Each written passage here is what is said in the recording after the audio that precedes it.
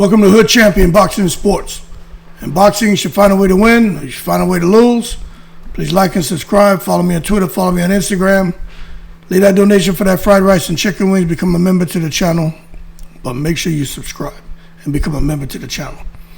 So Terence Crawford, man, look, man, he lucky to be alive, man. And I think Crawford should get the hell out of Omaha, Nebraska. Not a knee-jerk reaction, but I mean, there's no need for Crawford to be going through stuff like this right here. Seatbelt. Step out. Opening the door. You can take mine off right here on my right. I'm keeping my fucking hands up. I'm not reaching for no gun, bro. Step out. Can I put my... Yeah, that's crazy.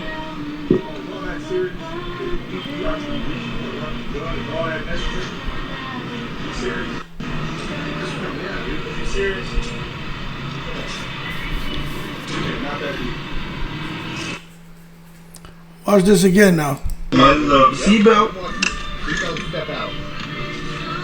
Opening the door. You can take mine off right here on my right. I'm keeping my fucking hands up. I'm not reaching for no gun, bro. Step out. Can I put my... Yeah, that's crazy. Okay. So what happened right there is Terence Crawford was riding around. They're trying to say that he was riding reckless. So they pulled him over. And supposedly an officer noticed a firearm in the vehicle.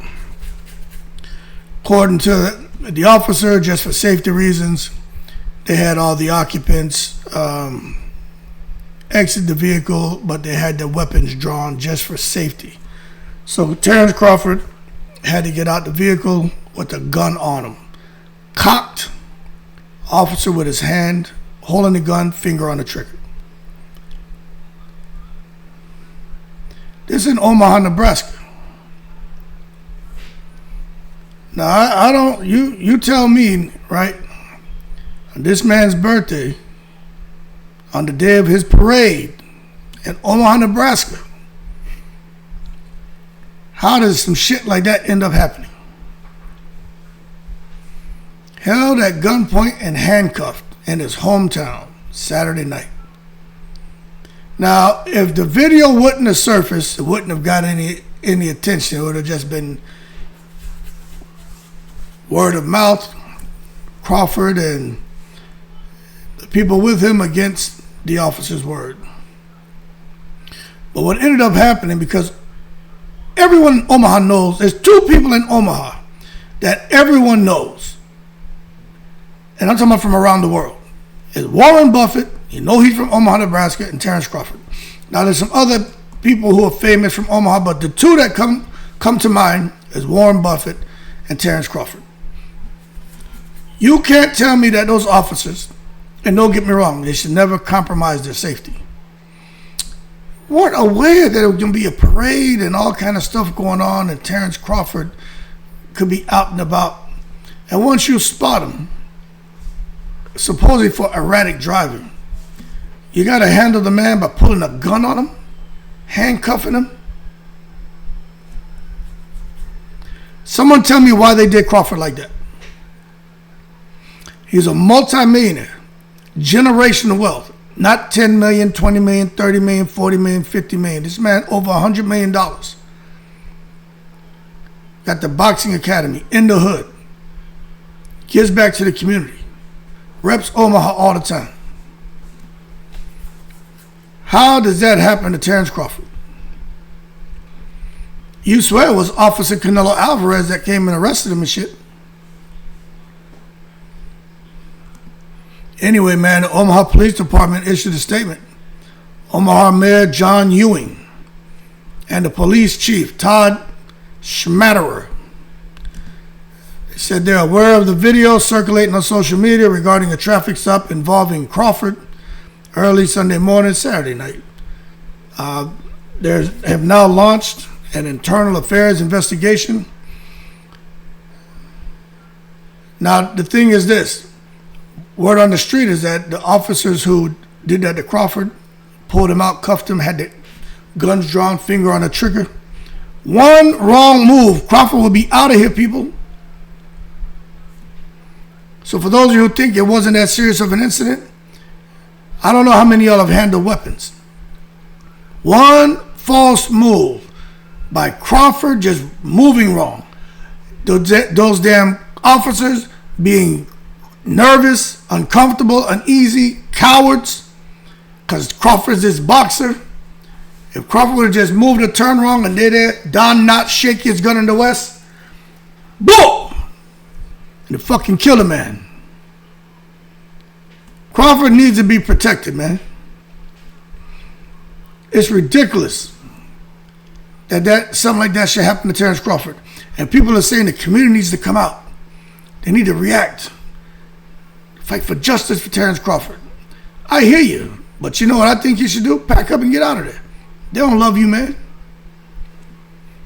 People don't love you the way they should. It's one thing to be out there in the hood, but when you got people in positions that can kill you and get away with it, that means you don't need to be there. And of course you can go anywhere else, but I just can't help but think about Nipsey Hussle when I think about what the hell happened with Terence Crawford. You even hear him say, "Come on, really, man? Y'all doing too much." Like, damn, I'm not touching the weapon. I'm not doing nothing. That's Crawford, man. He begging for his life. I don't know how many of you all have been in situations like that. I can hear in that man's voice. Crawford was scared shitless and frustrated and angry all in one because he knew, God damn, this man about to kill me in Omaha. But understand this, I do believe cops have a job to do. And I believe ensure the safety of everyone. But maybe you recognize it's Crawford. Once you recognize this Terence Crawford, you see a gun, is what nobody move. Terence Crawford, we know it's you. We recognize you. We don't want any problems. We don't want anyone to get hurt. Just stay there. Nobody move. We see a gun. Okay, Crawford, you come on out. All right, we're going to pat you down. We're going to talk him through it. But the whole time, keeping your eye on the weapon. And cop, go in. Once Crawford's out, get the weapon. Talk to everybody. Keep that line of communication open. You know what I'm saying? There's a way that could have been handled better. They just boom. But I understand, cops have protocol too. But once you recognize who it is, a guy like Crawford, you know what he's about. And I understand that some people say, well, you're trying to solve for the unknown and you don't have enough information to solve for X. I get that too, but at the same time,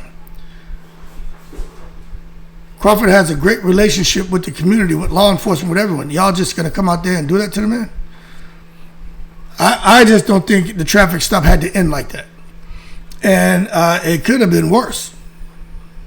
I'll tell you that shit. There's a seriousness of what occurred, man. And this is where a lot of people, when they take a look at this, you're talking about law enforcement, you're talking about the community. People think Omaha's a joke. Most of us, who's been to Omaha? Who been in Nebraska? I had an opportunity to fly through there to Offutt Air Force Base, because I was in the Air Force 25 years. Stopped off in Offutt Air Force Base for an investigation, doing an inspection. And I was only there like 2 days. I didn't get to go around and mess around in Nebraska. I had no interest. I didn't like that shit. 2 days at Offutt Air Force Base, man, I was trying to get the hell, couldn't wait to get out of that damn place. But what we're learning is, damn, Omaha got the same struggles, man, that every other big city has. And it doesn't matter who you are. You ain't safe. You're not safe anywhere. That's crazy. And you know what? Just like a lot of people, their hearts dropped when they learned of this, how the evening ended. You're talking about a wonderful day, evening of celebrating the city's own world boxing champion.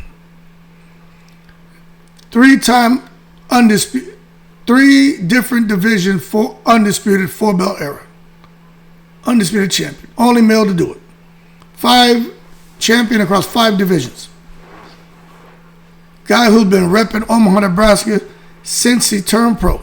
Never stopped representing Omaha. People laughed at him. Nobody knows shit about Omaha. Put Omaha on the map. He got everybody thinking Omaha got a bunch of tough guys now. All because of him. He did it by himself. Came out to celebrate their world champion and they did him dirty. Then they come to find out everyone in the car was allowed to have a weapon. Everyone was authorized, had all their paperwork straight. That's crazy, man, to have a great parade and everything, man, a big birthday party and everything. Everybody attending, not just his friends. You're talking about people from key decision makers in the community, in the city, in the state. Crawford had a lot of important people, man. Supported him on that day, in particular on that day. And that's why the police chief is pissed, because he supports the investigation and he's going to make sure it's full and it's thorough. He's going to gather the facts because he got to do the right thing, but he's going to be transparent with the public about the findings because the public is pissed. They're pissed. I tell you what, boy, if Terence Crawford would have got shot and killed out there, all hell would have broke loose. All hell would have broke loose. Yeah, I personally think, man, he need to get the hell up out of there, man. That's just my opinion, man. Everybody talking about everything surrounding that day was all about joy, all about pride. Omaha just, want to remember this as an important day, a good one. But now they're out here more or less trying to seek answers to why a day that was so great ended the way it did. With their own child, Omaha, Nebraska's finest, Terence Crawford. Now you got residents who are saying, God damn. Crawford said, look at me as an example.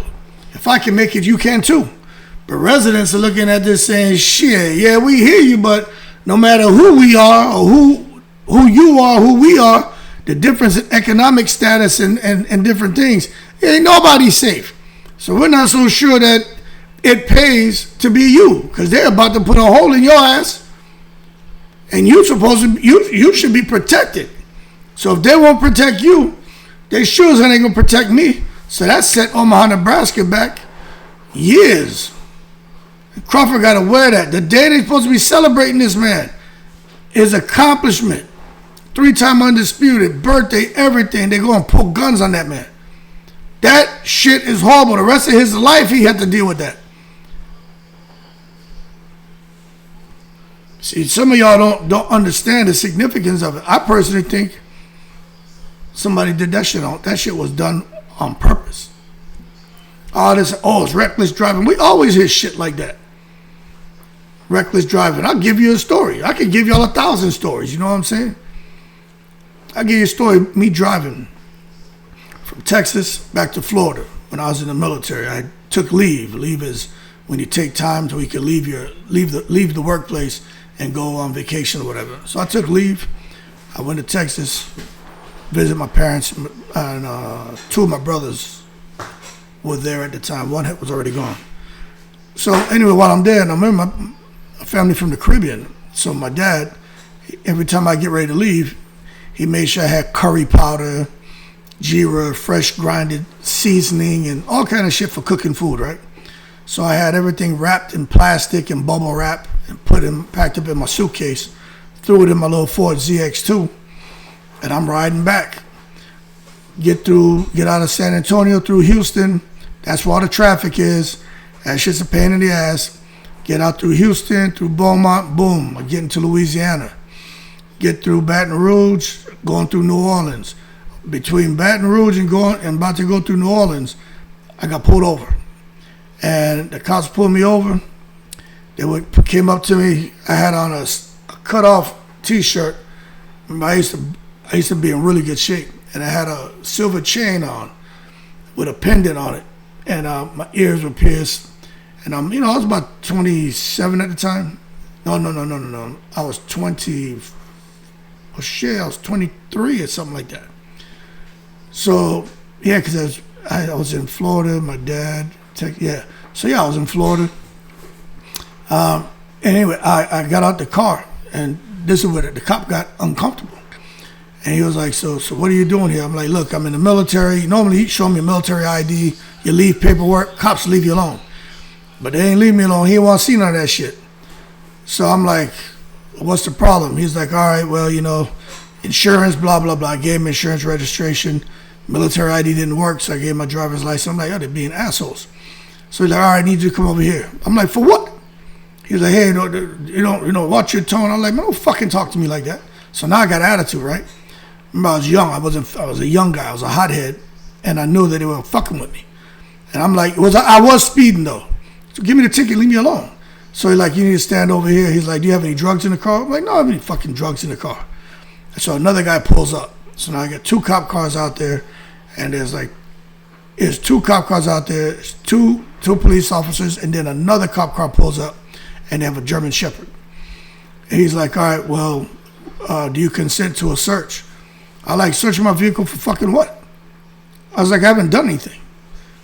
If you're going to give me a ticket, give me a ticket. But no, I don't want you bringing that stinking fucking dog and sniffing in my car, man. No, fuck that dog. I don't want that dog in my car. He's like, well, if you don't approve of the search, you deny the search, then we're going to, you get arrested. I'm like, man, look, I'm in the military. What the fuck? You know what I'm saying? So the guy's like, I was like, yo, I said, you know what? Go ahead and search the vehicle. I don't consent, but now y'all ain't taking me to fucking jail. Because I knew out there, and I used to hear stories, they fuck with you out there in Louisiana. So I like, these motherfuckers. So now I'm sitting there. I bring the dog in. The dog goes in the car. Big stinking dog, big hairy fucking dog, balls and shit all over my fucking car. Go through the driver's seat, walks over to the passenger seat. I'm mad as fuck, man. So I'm cussing and shit. I'm like, that fucking dog out my car, man. I tell you, I don't have any fucking drugs. I ain't get a stinking dog in my car. And look, I'm not a pet lover, but I don't hate animals, but I don't want no fucking animal in my car. So then all of a sudden, take the dog out, they go, they figured out my back seat could come out. They pop the back seat out. I'm like, what the fuck are y'all doing? And they're looking, they got the dog, they tapping and the dog sniffing. I'm like, oh, these motherfuckers. So they go to the trunk of the car, they pop the trunk. And the dog is sniffing. All of a sudden the dog sits down. And they look at me, sir, we're going to ask you one time, do you have drugs? Like, I don't have any fucking drugs. What's wrong with your dog? Well, the dog alerted that you have drugs in your car. I said, I don't have any fucking drugs, man. You know what I'm saying? I said, I don't know why you sat down. I said, I don't have any fucking drugs. I said, this is fucking harassment. One guy's being real chippy, man. We're going to ask you one more time. We're going to destroy your vehicle. We need to know right now, where are the drugs? I'm like, motherfucker, I keep telling you, stupid. I'm coming off of leave, visiting my parents. I'm going back home. I'm fucking stationed at Eglin Air Force Base in Florida. I don't have any fucking drugs. So they go and they take out the suitcase. Oh, you could see them looking at each other like, boom, we struck gold. They open up the suitcase.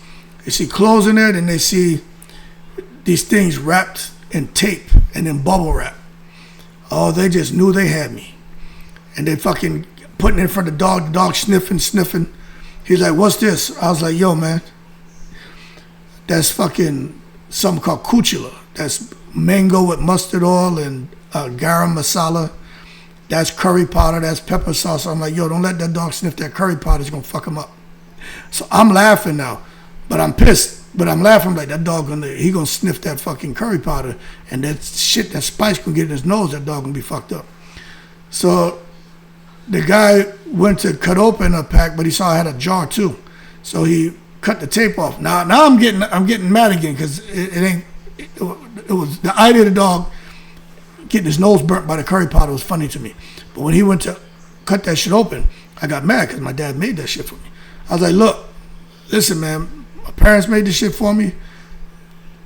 Don't fucking have that stinking dog put his face nowhere near it. Because once they do that, I'm throwing that shit in the trash. You know what I'm saying? So anyway, man, the dog was sniffing. Dog starts sneezing. I'm like, I told you, you're going to kill that fucking dog. So they're going through looking, and they're just seeing it, all this stuff. What's this green stuff in the bottle? Like, that's seasoning, man. Garlic, onion, oregano, thyme, something we call shadow benny. The Spanish call it culantro, recaito.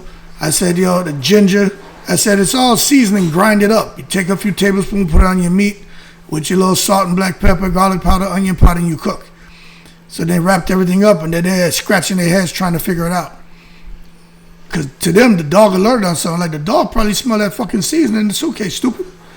So they let me go. Now I'm laughing at them. I'm talking shit. So I get in the car and drive off. I got back to the base and shit, and I'm telling the story. And they got a couple people who don't believe me. The people who didn't believe me. Look, I'm just gonna be straight with you. The white commander, you know what I mean, and the white first sergeant. They thought I was making it up because that's not their reality. Now, I'm not saying that white people don't get harassed. I'm just saying for these guys who are in the leadership capacity, they didn't understand. They thought I was making that up. But everybody else knew, because going through that fucking part of Louisiana, that stretch, they fuck with you. But what I'm getting at is, I understand what happened to Terence Crawford, because I was a motherfucker in the military and got fucked with. I got fucked with before while in my uniform for no reason. You know what I'm saying? For no reason. So I know sometimes, man, it doesn't matter who you are, what your status is. They sometimes they'll go, what these young people say, be an extra. They'll be an extra and shit. But that's fucked up, man, because that happened to Terence Crawford on that day. He'll never forget it. Same way I sit here and talk to you all.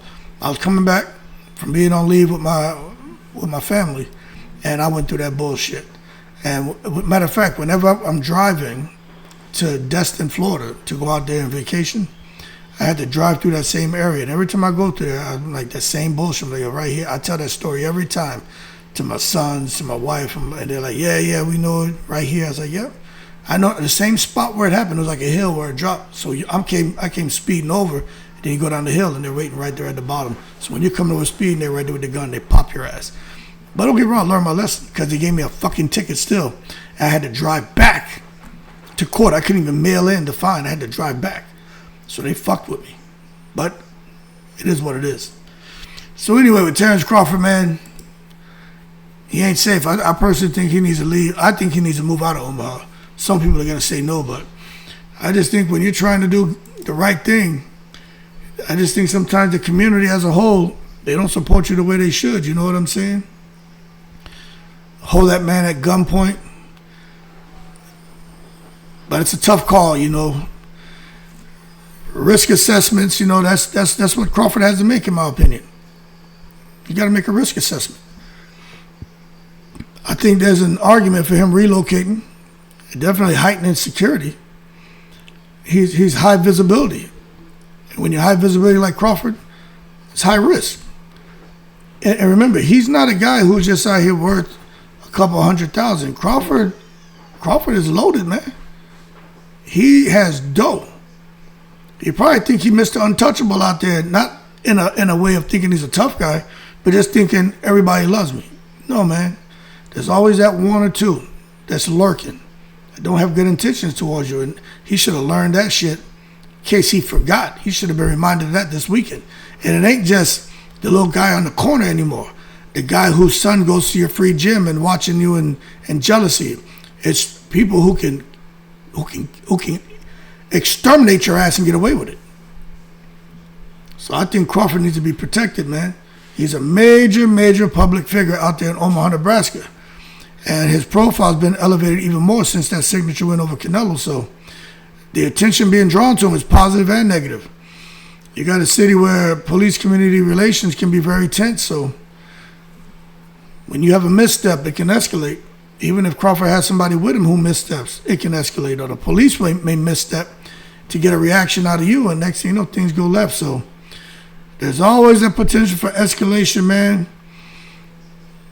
And that's just something, man, that you don't want to see shit like this repeated, because now the risk compounds, you know what I'm saying? But anyway, we'll see how things go. Obviously, there was a perception about Crawford, a perception about those cops, and there has been a response. and the response has been in the favor of Terence Crawford. But riding with guns out in the car, if you're allowed to do it, there's nothing wrong with it. Would I ride with a gun out in the car?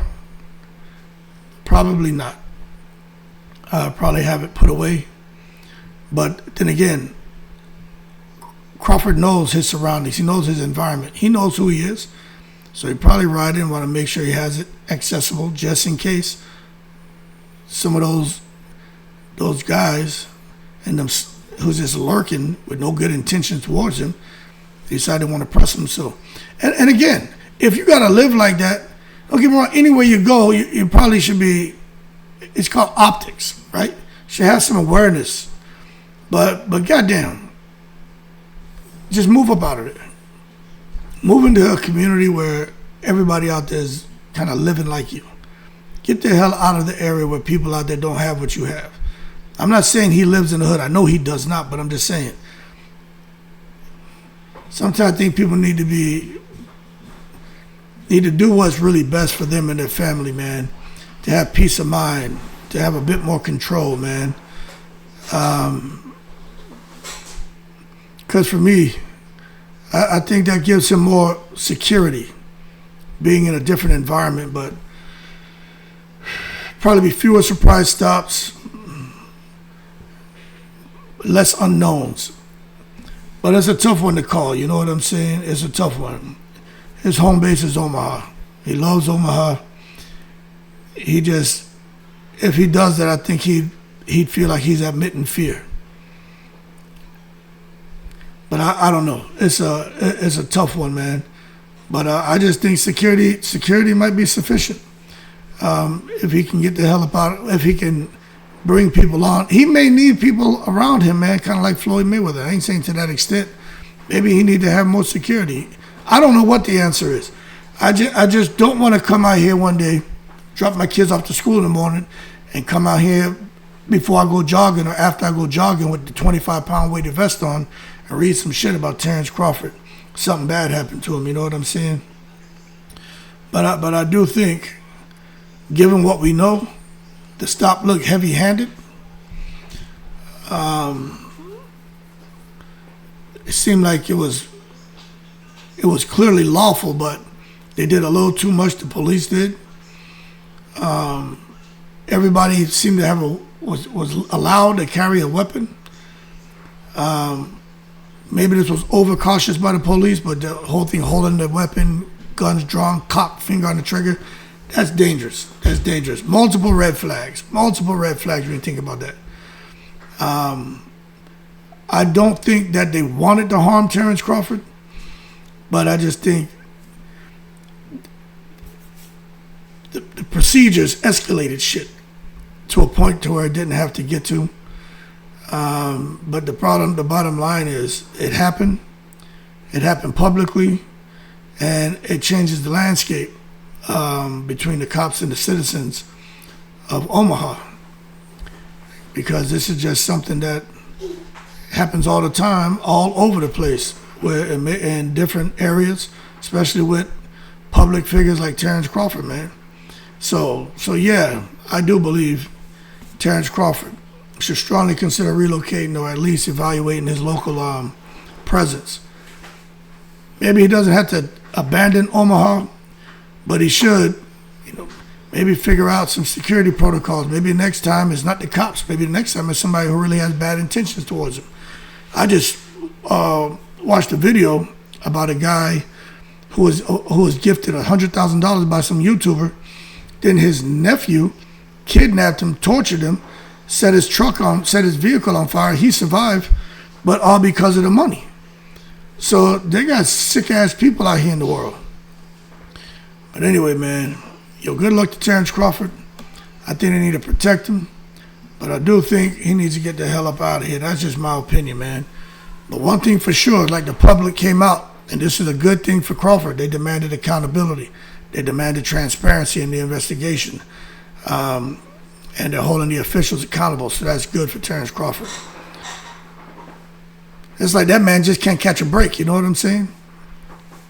Everything he accomplished in the sport of boxing, in his personal life, he's still going through bullshit. Yo, that shit's crazy. Anyway, y'all keep cool. I'm in the breeze.